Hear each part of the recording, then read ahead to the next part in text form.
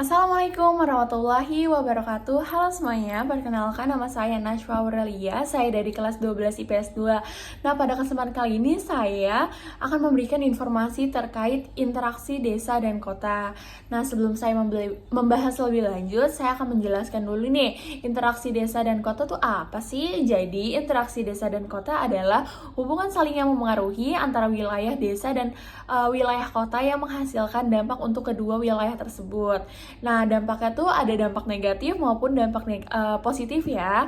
Nah, sebelum kita membahas dampak positif dan dampak negatifnya, kita tuh perlu tahu nih, apa faktor-faktor yang dapat menjadi penyebab lahirnya interaksi suatu desa dan kota. Nah, ada 3 faktor ya. Yang pertama tuh ada region complementary, itu tuh wilayah yang saling melengkapi. Yang kedua ada intervening opportunity, itu kesempatan intervensi. Yang ketiga ada special transferability, itu kemudahan perpindahan ruang. Nah, baru nih kita membahas tentang dampak positif dan dampak negatif bagi desa dan kota. Nah, jadi gini, interaksi desa dan kota tuh tidak mungkin terhindarkan karena dua wilayah tersebut saling membutuhkan dan mempengaruhi, atau juga bisa disebut dengan komplementer. Dampak positif bagi desa yaitu tingkat pengetahuan penduduk meningkat karena biasanya kota dapat mempengaruhi masyarakat desa dalam hal pendidikan. Misalnya dalam kegiatan KKN, mahasiswa tuh pasti akan banyak informasi dan pengetahuan baru bagi desa. Nah, selanjutnya tuh ada transfer teknologi. Nah, transfer teknologi itu maksudnya masyarakat desa tuh menjadi terbantu dengan adanya teknologi-teknologi yang dibuat di kota atau orang-orang kota yang akan dijual atau dikirim ke desa-desa tersebut. Jadi orang-orang desa tuh merasa terbantu dengan adanya teknologi-teknologi canggih yang ada di kota, yang dibikin di kota tersebut. Selanjutnya ada dampak negatif. Jadi dampak negatif bagi desa tuh desa akan banyak kehilangan sumber daya manusia karena mereka tuh lebih memilih untuk urbanisasi ke kota dengan harapan hidup terjamin. Nah, selanjutnya tuh sawah-sawah dan pertanian di desa tuh banyak sekali yang terbengkalai karena tidak ada generasi muda yang mau bekerja di sektor pertanian lagi.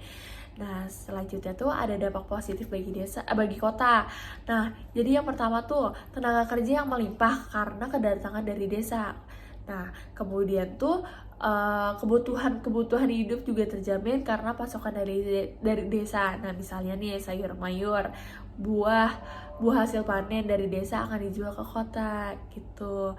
Nah, dampak negatif tuh apa sih? Jadi dampak negatifnya adalah banyaknya pemukiman kumuh yang bahkan ada di sekitar sungai, rel kereta api, atau di kolong-kolong jembatan, di pinggir-pinggir jalan gitu.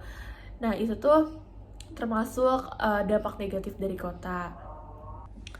Nah, selanjutnya saya akan menganalisis gambar desa yang di atas. Gambar tersebut tuh menjelaskan bahwa sarana dan infrastruktur di desa tuh banyak yang mengalami ketertinggalan, bahkan kerusakan. Hal ini tuh tentu akan menghambat berbagai kegiatan, salah satunya pendidikan.